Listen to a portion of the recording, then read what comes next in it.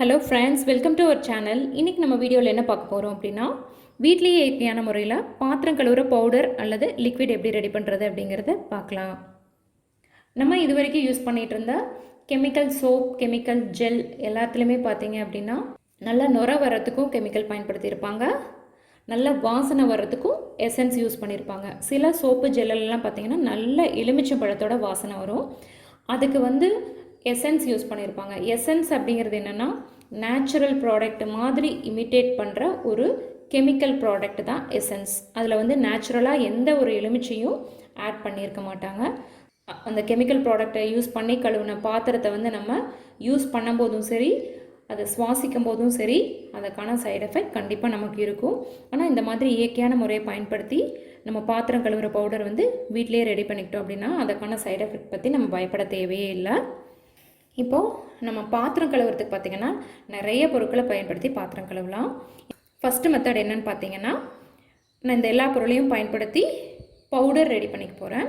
எப்படின்னா, பூந்தி கொட்டை ஒரு 1/2 கப் எடுத்துக்கோங்க, சீயக்காய் ஒரு கப் எடுத்துக்கோங்க. இது ஆரஞ்சு பழத்தோட தோல், எலுமிச்சையோட தோல். எலுமிச்சையோட தோல் ஒரு 4 எடுத்துக்கிட்டிங்க அப்படின்னா ஆரஞ்சோட தோல் ஒரு 2 எடுத்துக்கோங்க. இந்த மாதிரி பாதி அளவு எடுத்துக்கோங்க. சீயக்காய் 1 கப், இது 1/2 கப்பு, எலுமிச்சை 1/2 கப் எடுத்துக்கோங்க. இது சாம்பல். அந்த காலத்துலலாம் பார்த்திங்கன்னா சாம்பல், மண், அதுக்கப்புறம் மாட்டு சாணத்தை கூட பாத்திரம் கழுவுறதுக்கு பயன்படுத்தியிருக்காங்க. ஆனால் இப்போ எல்லாருமே சில்வர் பாத்திரத்துக்கு மாறுறதால மண் யாருமே பயன்படுத்துறதில்ல. மண், சாம்பல் அந்த மாதிரி யாரும் பயன்படுத்துறதில்ல.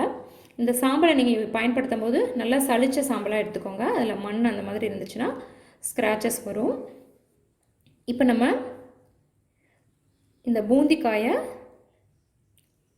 உரலில் வச்சு நம்ம இடிக்கும்போது உள்ளே கொட்டை இருக்கும்.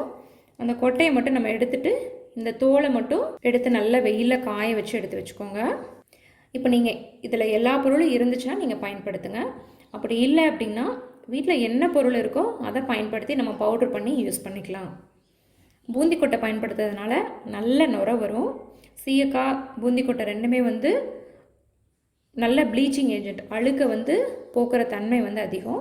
எலுமிச்சை நல்ல வாசனையை கொடுக்கும், கிருமி நாசினியும் கூட. இந்த 3 பொருட்களையும் நம்ம நல்லா வெயிலில் காய வச்சு அரைச்சி எடுத்துக்கிட்டு நம்ம அது கூட சாம்பலை சேர்த்து கலந்து பாத்திரம் கழுவ பயன்படுத்திக்கலாம். இப்போ நம்ம இதை வெயிலில் காய வச்சுட்டு நான் அரைச்சி எடுத்துக்கிறேன். இப்போது மிஷினில் கொடுத்து நல்லா அரைச்சி எடுத்துக்கிட்டேன். இப்போ நம்ம இந்த பவுடர் கூட சாம்பலை சேர்த்து கலந்தும் நம்ம பாத்திரம் கழுவ பயன்படுத்திக்கலாம், அல்லது நீங்கள் தனியாக கூட பாத்திரம் கழுவ பயன்படுத்திக்கலாம். இப்போ நம்ம 2வது மெத்தட் என்ன அப்படிங்கிறத பார்க்கலாம். நம்ம முதல்ல அரைச்சி வச்ச அதே பவுடரை பயன்படுத்தி நம்ம லிக்விட் எப்படி ரெடி பண்ணுறது அப்படிங்கிறத பார்க்கலாம். நான் இதில் ஒரு 2 ஸ்பூன் அளவுக்கு நம்ம அரைச்சி வச்ச பவுடர் சேர்த்துக்கலாம். அது கூட நான் 1 கப் அளவுக்கு தண்ணி சேர்த்துக்கிறேன்.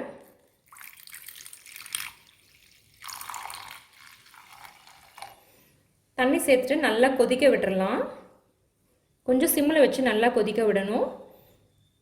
ஏன்னா பூந்தி கொட்டை சேர்த்துருக்கிறதுனால நல்லா நுர நல்லா பொங்கி வரும். இப்போ நம்ம கலந்து வச்ச பொடியை நான் அடுப்பில் வச்சுட்டேன். இப்போ தண்ணி நல்லா கொதிக்க விடலாம். தண்ணி நல்லா கொதித்து அந்த எசன்ஸ் ஃபுல்லாக தண்ணியில் இறங்க வரைக்கும் நம்ம கொஞ்சம் சிம்மில் வச்சு நல்லா கொதிக்க விடலாம். கொதித்ததுக்கப்புறம் நம்ம ஆற வச்சு எடுத்துகிட்டு அதை வடிகட்டி எடுத்துக்கலாம். ஒரு 5 நிமிஷம் வரைக்கும் நல்லா கொதிக்க விடுங்க. கொதிக்க விட்டுட்டு நம்ம ஸ்டவ்வை ஆஃப் பண்ணிவிட்டு அதை ஆற வச்சு எடுத்துக்கலாம். இப்போ நல்லா கொதிச்சிருச்சு, நான் ஸ்டவ்வை ஆஃப் பண்ணிக்கிறேன். இப்போ இது பார்த்திங்கன்னா நல்லா ஆறிடுச்சு. நம்ம இப்போ இதை வடிகட்டி எடுத்துக்கலாம். நம்ம நார்மலாக பாத்திரம் கழுவுறதுக்கு பவுடரே பயன்படுத்திக்கலாம்.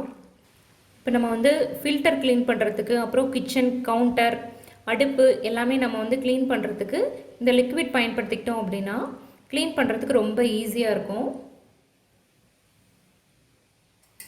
நம்ம வடிகட்டி எடுத்தாச்சு. இப்போ நம்ம ரெடி பண்ண பவுடர் அப்புறம் லிக்விட் ரெண்டையுமே நான் யூஸ் பண்ணி பாத்திரம் கழுவி காமிக்கிறேன். பாருங்கள் எந்த அளவுக்கு க்ளீனாக இருக்குன்ட்டு. பாருங்கள், நம்ம இப்போ முதல்ல லிக்விட் யூஸ் பண்ணி நான் வாஷ் பண்ணி காமிக்கிறேன்.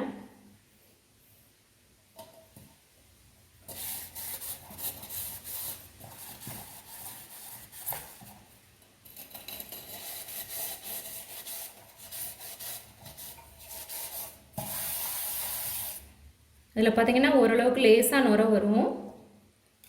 இப்போ வாஷ் பண்ணி காமிக்கிறேன் பாருங்கள்.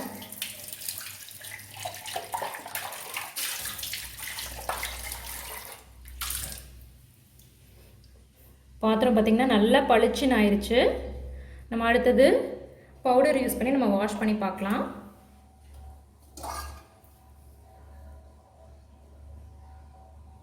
கொஞ்சம் லேசாக டிப் பண்ணாலே போதும். நீங்கள் பவுடர் யூஸ் பண்ணும்போதும் அப்படி தான், ரொம்பலாம் நுர வராது, லேசாக தான் நுர வரும். ஆனால் நல்லா அழுக்கு போயிடும். சீயக்காயும் பூந்தி கொட்டையும் சேர்த்துருக்கிறதுனால அது நல்ல ஒரு ப்ளீச்சிங் ஏஜென்ட். அது கூட லெமன் சேர்த்துருக்கிறதுனால நமக்கு வந்து ஒரு நல்ல கிருமி நாசினி. பாருங்கள், நல்லா அழுக்கு போயிடுச்சு, நல்லா பளிச்சுன்னு இருக்குது பாத்திரமே. ஸோ நம்ம இந்த மாதிரி இயற்கையான பொருட்களை பயன்படுத்தும் போது நமக்கு வந்து செலவும் கம்மி, அதுபோல் நம்மளுக்கு எந்த சைடு எஃபெக்ட்டும் கிடையாது. ஸோ நம்மளும் இந்த மாதிரி இனிமேல் இயற்கையான பொருட்களையே பயன்படுத்தி ஆரோக்கியமாக இருக்கலாம்.